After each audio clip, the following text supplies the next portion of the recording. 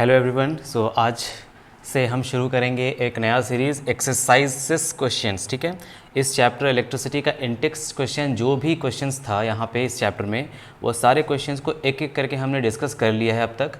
आज से ये जो क्वेश्चंस हैं, जो चैप्टर के एंड में जो क्वेश्चंस दिया जाता है या उसे तुम एक्सरसाइज क्वेश्चंस कहते हो, उन सारे क्वेश्चंस को आज से हम डिस्कस करेंगे। ठीक है, तो देख लेते हैं क्वेश्चन नंबर 1, 2, 3, 4। इस लेक्चर में 4 क्वेश्चंस टोटल डिस्कस करने वाले हैं हम, और इनसे रिलेटेड टॉपिक्स या इनसे रिलेटेड कॉन्सेप्ट्स अगर आपको देखना है तो आप डिस्क्रिप्शन में लिंक चेक कर लो। सारे टॉपिक्स को वहाँ पे डिटेल में डिस्कस किया गया है और सारा कोर्स फ्री ऑफ कॉस्ट है। यहाँ पे आपको कोई भी फ़ी देने की ज़रूरत नहीं है, तो पूरा कोर्स कंप्लीट कराया गया है, तो एक एक करके आप सारे कोर्सेज को देख सकते हो।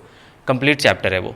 चलो, तो फर्स्ट क्वेश्चन को डिस्कस करते हैं। A piece of wire of resistance R is cut into 5 equal parts.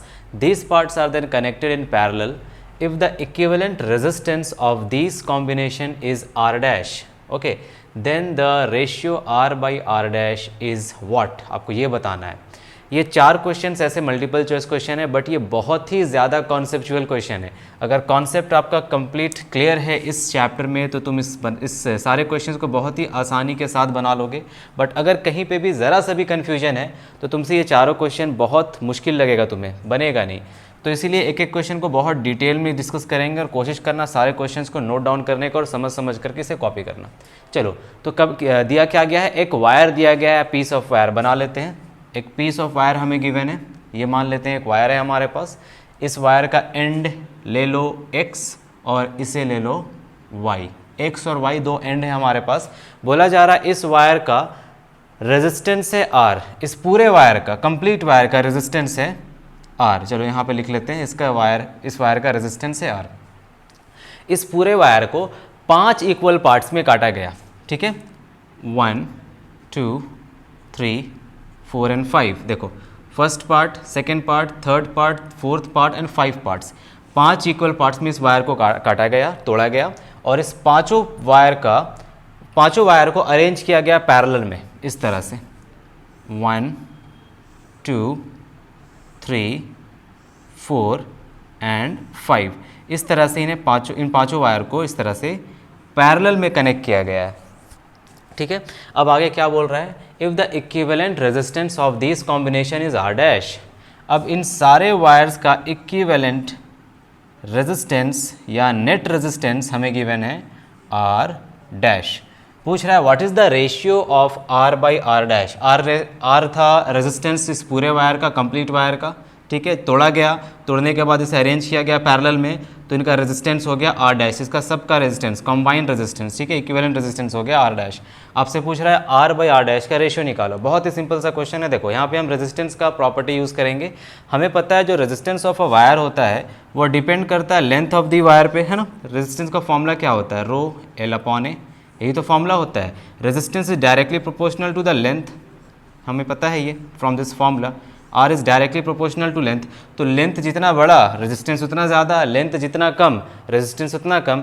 तो इस पूरे वायर को 5 इक्वल पार्ट्स में डिवाइड कर दिया गया। मान लो इस पूरे वायर का लेंथ है L, और इसे 5 इक्वल पार्ट्स में जब डिवाइड करा जाएगा तो हर एक पार्ट का लेंथ हो जाएगा L by 5, L by 5, L by 5, L by 5, L by 5। अरे इस तरह सोचो ना, ये पूरा वायर 50 मीटर का है और इस 50 मीटर का वायर को 5 इक्वल पार्ट्स में ब्रेक किया गया, तो हर एक पार्ट का 10 मीटर हुआ। हर एक पार्ट का लेंथ 10 मीटर होगा, 10 metre plus 10 metre plus 10 metre plus 10 metre plus 10 metre, 50 metre बनेगा। मतलब हर एक वायर का लेंथ हो जाएगा L by 5, L by 5, L by 5, L by 5, L by 5।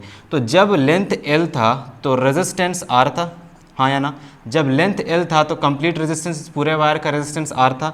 जब लेंथ L बाई 5 हुआ, जब लेंथ को हम घटा रहे हैं बाई अ फैक्टर ऑफ 5, तो रेजिस्टेंस भी घट जाएगा, R बाई 5 हो जाएगा। देखो, resistance is directly proportional to length, length घटेगा तो रेजिस्टेंस भी घटेगा उसी फैक्टर से।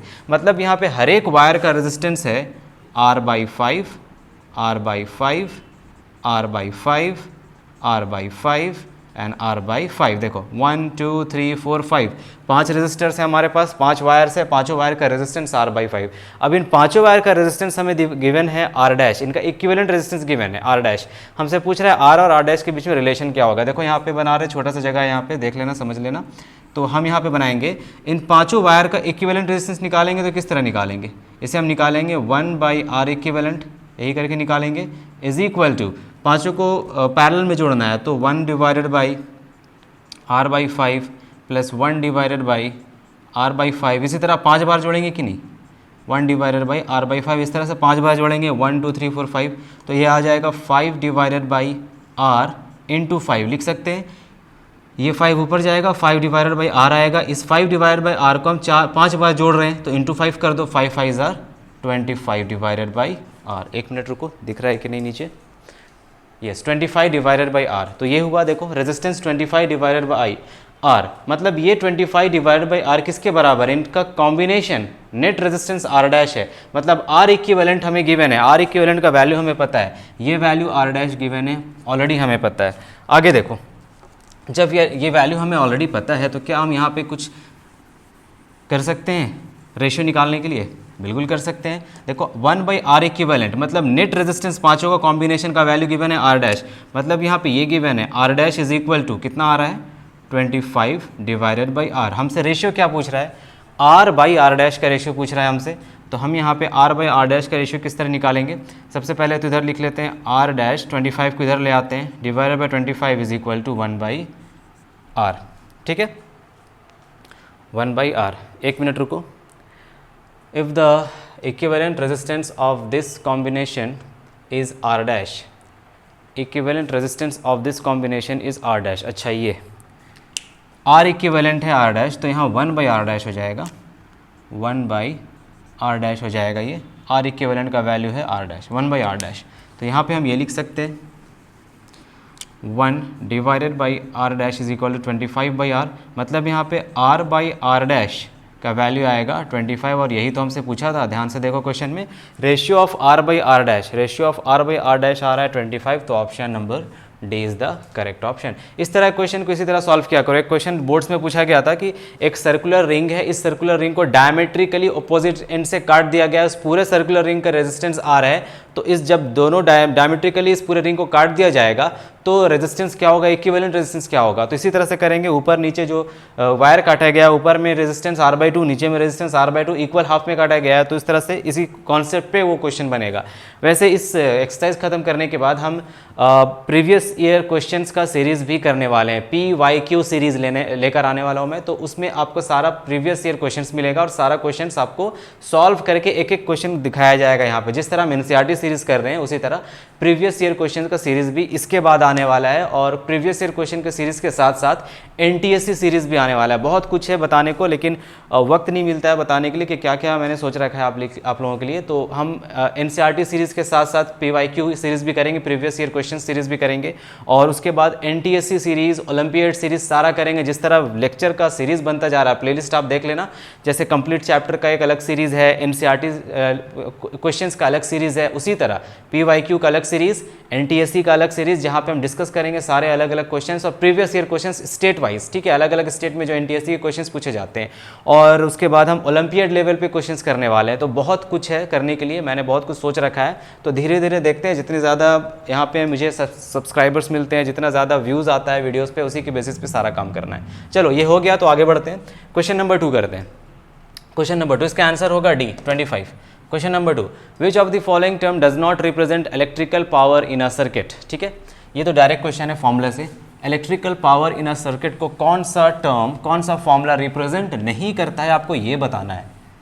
ज़रा देखो, पावर का फॉर्मूला क्या होता है, इलेक्ट्रिकल पावर, पावर होता है V × I।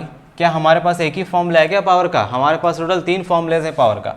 Power is equal to VI, power is equal to I² R, और power is equal to V²/R। ये 3 फॉर्मूलाज हैं हमारे पास पावर का। अब which of the following term does not represent electrical power. I² R represent करता है, देखो, ठीक है, VI रिप्रेजेंट करता है, देखो है यहाँ पे, V²/R भी रिप्रेजेंट करता है। कौन रिप्रेजेंट नहीं करता है? तो ये नहीं करता, तो आंसर होगा आपका ये, इनको हटा दो, इसे टिक कर लेना। Which of the following does not represent आपका क्वेश्चन, तो आंसर होगा बी। ठीक है, पावर का भी टॉपिक दिया गया है, डिस्क्रिप्शन में देख लेना। पावर रेटिंग, पावर रेटिंग का टॉपिक वहाँ पे पढ़ाया गया, पूरा कंप्लीट लेक्चर पढ़ाया गया है पावर रेटिंग के बारे में, वो कर लेना। पावर रेटिंग देखोगे तब ये क्वेश्चन बन जाएगा, ये क्वेश्चन भी पावर रेटिंग से हो जाएगा तुम्हारा। चलो क्वेश्चन नंबर 3 करते हैं। क्वेश्चन नंबर 3,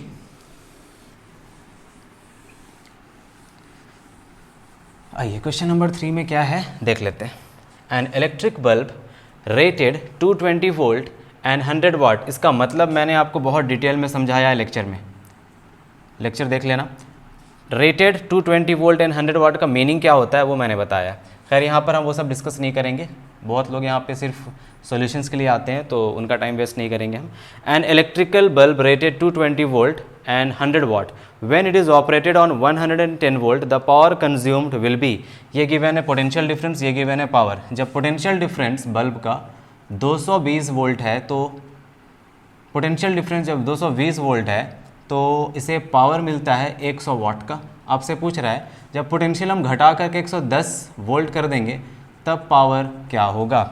अब देखने से तो ऐसा लगता है कि देखो वोल्टेज हाफ हो रहा है, मतलब 220 वोल्ट से 120 वोल्ट हो रहा है तो पावर भी हाफ हो जाएगा, देखने से ऐसा लगता है। बट कभी भी ऐसा गलती मत करना। देखो ऑप्शन में भी तुम्हें मिलेगा आंसर 50 वोल्ट, मतलब जब वोल्टेज हम हाफ कर रहे हैं तो पावर भी हाफ हो जाएगा। ये कॉन्सेप्ट गलत है, देखो ऑप्शन में भी है, तो ऑप्शन में ऐसा कंफ्यूजिंग ऑप्शंस देगा आपको, अगर ये टिक करोगे तो गलत हो जाएगा। ठीक है, इसको समझते हैं डिटेल से। देखो जो बल्ब होता है हमारे पास, वो बल्ब किसी मटेरियल से बना होता है और इस मटेरियल का कुछ रेजिस्टेंस होता है।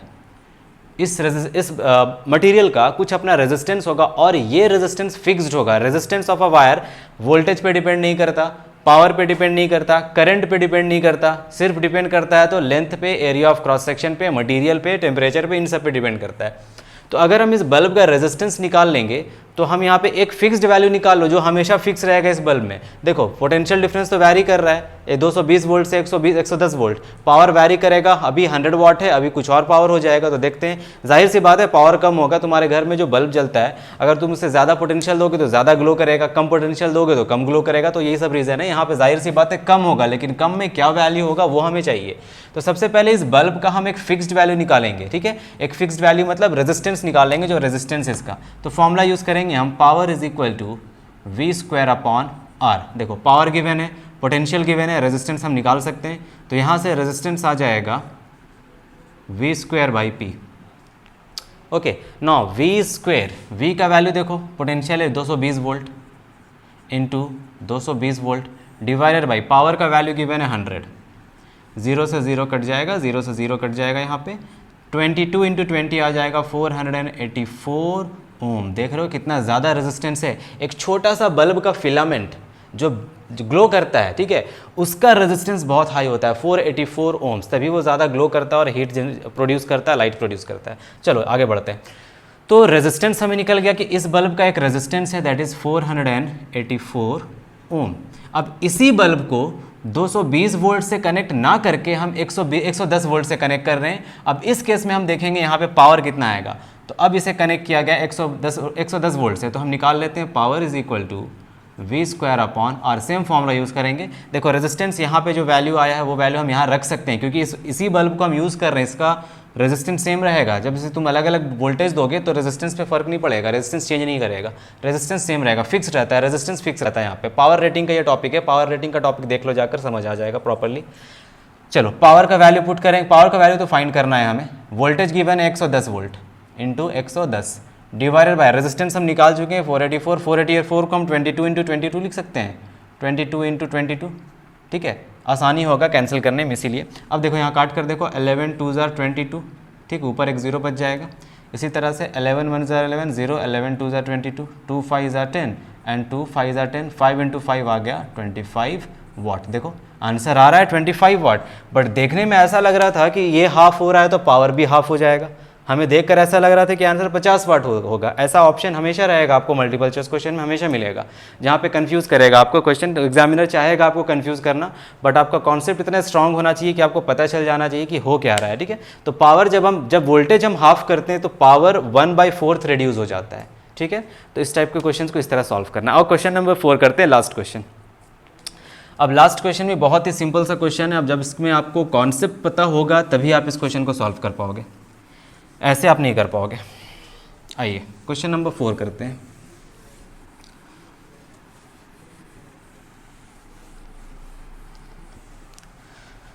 तो क्वेश्चन नंबर 4 हमसे कहता है, क्या कहता है, क्वेश्चन नंबर 4 हमसे कहता है कि दो कंडक्टिंग वायर है, ठीक है भाई, बना लेते हैं दो कंडक्टिंग वायर, एक वायर ये एक वायर, ये दो कंडक्टिंग वायर है हमारे पास, दोनों का मटेरियल सेम है, ठीक है, अच्छी बात है।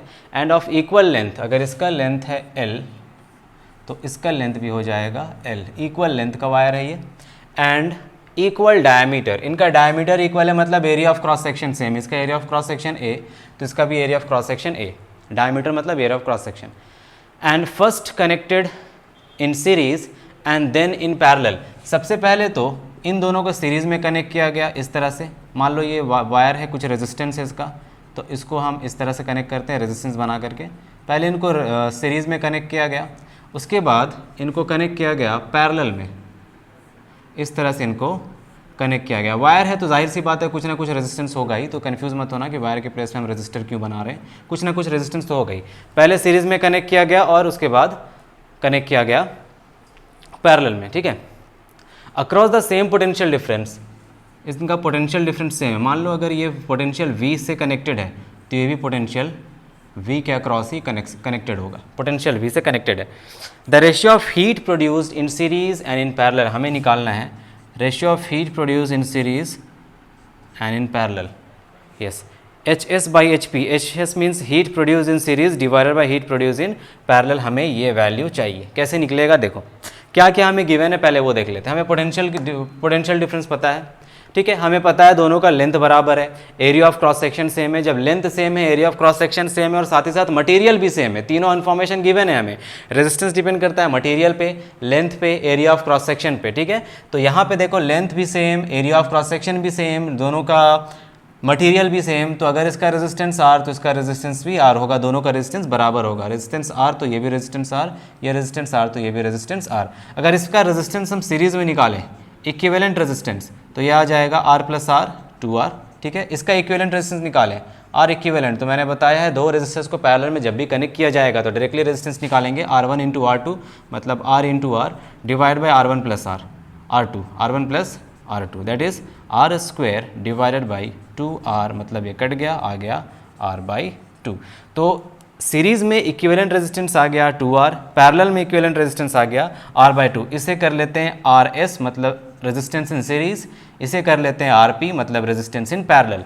तो सीरीज़ में रेजिस्टेंस आया 2R, पैरेलल में इक्विवेलेंट रेजिस्टेंस आया R बाई 2। हमें चाहिए हीट प्रोड्यूस्ड, हमें किस किस के साथ हीट प्रोड्यूस निकालना है। हमें गिवन है पोटेंशियल डिफरेंस और हमें गिवन है, हमें पता है रेजिस्टेंस। पोटेंशियल और रेजिस्टेंस को यूज़ करके हम हीट कैसे निकालेंगे, तो फॉर्मूला बहुत ही सिंपल सा है, V square upon R into T, heat energy या बोल लो हीट, ठीक है। एनर्जी का फॉर्मूला होता है ना V square by R into T, heat भी तो एक एनर्जी का फॉर्म है, तो हीट के प्लेस पे हम यूज़ करेंगे V square by R into T. ये हीट प्रोड्यूस इन सीरीज़ ले रहे हैं तो रेजिस्टेंस इन सीरीज़ ले लेंगे डिवाइडेड बाई, अब यहाँ देखो हीट प्रोड्यूस इन पैरेलल क्या हो जाएगा, V square by resistance in parallel into time t। Same time के लिए हम कैलकुलेट कर रहे हैं, अगर इसे हम 2 मिनट के लिए देख रहे हैं तो इसे भी 2 मिनट के लिए देखना पड़ेगा। तो ये मानकर चल रहे हैं कि दोनों सेम टाइम तक ही सेम टाइम के लिए ही ऑपरेट किया जा रहा है। अगर इसे हम 1 घंटा यूज़ करते हैं तो इसे भी 1 घंटे के लिए यूज़ करके देखेंगे कितना हीट जनरेट हो रहा है। दोनों में अलग अलग टाइम के लिए यूज़ नहीं करते, ये अंडरस्टूड है, दोनों सेम टाइम के लिए होगा। आइए देख लेते हैं, सबसे पहले टाइम से टाइम कट जाएगा, सेम टाइम के लिए दोनों को हम देख रहे हैं कितना हीट जनरेट करेगा ये। वोल्टेज पोटेंशियल डिफरेंस बराबर है, कट जाएगा, क्या बच गया, ऊपर है RP और नीचे है RS। ज़रा देखो, resistance in parallel divided by resistance in series, resistance in parallel क्या है R by 2, this is R by 2